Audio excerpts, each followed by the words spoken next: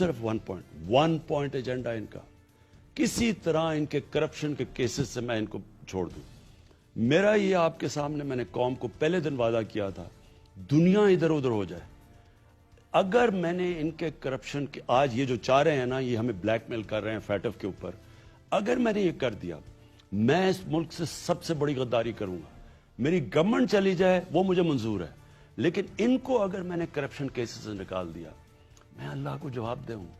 मैं सारा वक्त उम्र के हिस्से से मैं सोच रहा हूं कि मैंने अपनी आखिरत का सोचना है, अल्लाह को जवाब देना है। जनरल मुशर्रफ ने इस मुल्क से सबसे बड़ा जुल्म किया था। नवाज शरीफ को उसने हुदैबा पेपर मिल के केस में इम्यूनिटी दी और बाहर भिजवा दिया। NRO नंबर 1 आसिफ जरदारी को $60 मिलियन इनके पड़े हुए थे स्विट्जरलैंड में, अरबों रुपया इन्होंने वकीलों के ऊपर खर्च किया। जब वो केस मैच्योर हो रहे थे और जो सरे महल था, नून लीग ने सरे महल उठाया, वो सरे महल इन्होंने डर गए क्योंकि इनके पास तो बताने के लिए था कि किधर से खरीदा है। वो सरे महल का पैसा बिका, पैसा पाकिस्तान को आना था। जनरल मुशर्रफ ने NRO जब दिया अपनी कुर्सी बचाने के लिए इन दोनों को, वो सरे महल भी हजम कर गए, $60 मिलियन भी उन्होंने रख लिया। नून लीग जब अपोजिशन में है, इन्होंने कोई बात नहीं की। सुप्रीम कोर्ट कहता रहा $7 मिलियन, क्योंकि इनका मुकमुका हुआ था। उस मुकमुका ने जनरल मुशर्रफ के NRO ने 4 गुना पाकिस्तान का कर्जा चढ़ाया, जिसकी आज हम कीमत अदा कर रहे हैं। हमने जो सारा पैसा, टैक्स का पैसा इकट्ठा किया पहला साल, आधा चला गया इनके लिए हुए कर्जों की किस्तों पे। ये किया इन्होंने मुल्क के साथ। मैं ये कभी नहीं करूंगा।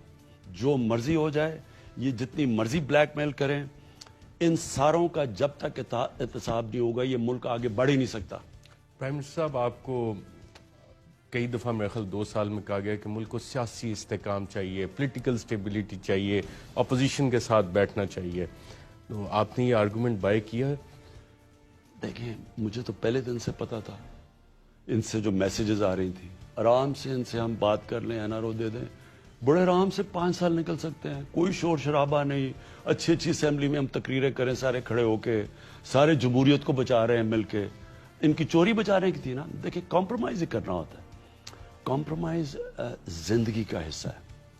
इंसान को जिंदगी में कॉम्प्रोमाइज करना पड़ता है, लेकिन इंसान जिस वक्त अपनी विजन, अपने मकसद, अपने नजरिए पे कॉम्प्रोमाइज करता है, उस वक्त वो मरता है।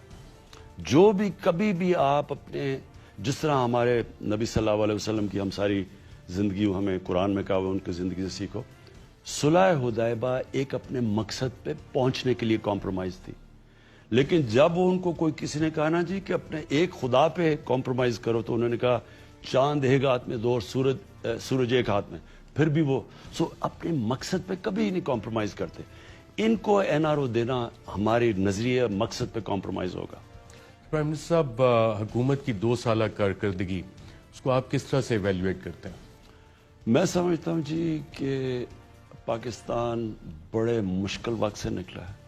शुरू में हमारे पास फॉरेन एक्सचेंज ही नहीं था, हमें अपनी बाहर की लाइबिलिटीज देनी थी, हमने किस्तें देनी थी कर्जों की। पहले साल जो हमें कर्जों की किस्तें देनी थी वो 10 अरब डॉलर था। हमारा जो ट्रेड गैप था वो $40 अरब का था। $60 अरब की इंपोर्ट्स और $20 अरब की एक्सपोर्ट सुकड़ के $20 अरब पे आ गई, क्योंकि इन्होंने रुपया आर्टिफिशियली ऊपर रखा हुआ था। तो इंपोर्ट्स करनी ज्यादा सस्ती थी, एक्सपोर्ट्स महंगी हुई, एक्सपोर्ट सुकड़ गई। सबसे बड़ा तारीखी ट्रेड गैप पाकिस्तान की तारीख का। अब उसके अंदर पहले तो डिफॉल्ट से बचाना था अपने मुल्क को, वो बड़ा मुश्किल फेज था। पहला साल वही स्टेबल करने में निकल गया। दूसरे साल के अंदर हम कोशिश कर रहे थे हमारी इकोनॉमी अब पिक करे, वो थोड़ी बहुत पिक करने लगी, वो कोविड आ गया। लेकिन अल्लाह का शुक्र है, आज पाकिस्तान की इकोनॉमी जो निकली है, मैं चैलेंज करता हूं दुनिया में कोई इकोनॉमी इतनी तेज नहीं निकली जितनी हमारी निकली है। हमारी आज एक्सपोर्ट्स बढ़ी हैं, ऑलमोस्ट 6% एक्सपोर्ट्स हमारी बढ़ी हैं, बड़ी देर के बाद एक्सपोर्ट्स। और सबसे पहले कोविड के बाद जो मुल्क पे किया, आप बांग्लादेश देख लें, आप हिंदुस्तान देख लें, उनकी एक्सपोर्ट्स अभी नीचे हैं, पाकिस्तान की एक्सपोर्ट्स पहले, हमारे कंपेटिटर्स की। हमारी आज जो रेवेन्यू, यानी अनएक्सपेक्टेड के कोविड में सारी दुनिया के रेवेन्यूज हिट हुए हैं।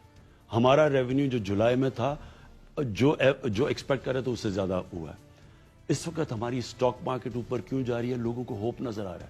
ہمارے کنسٹرکشن پیکج کی وجہ سے سیمنٹ کی سیلز اوپر جا رہی ہیں, گاڑیوں کی سیلز بڑھی ہیں, موٹر سائیکلز کی سیلز بڑھی ہیں. جو پاکستان کا جو ڈائریکشن ہے لوگوں کو پہلی دفعہ امید نظر آ رہی ہے. سو اس لیے پاکستان اب صحیح ڈائریکشن کے اوپر لگا ہے, مشکل 2 سال کی سٹرگل کے بعد.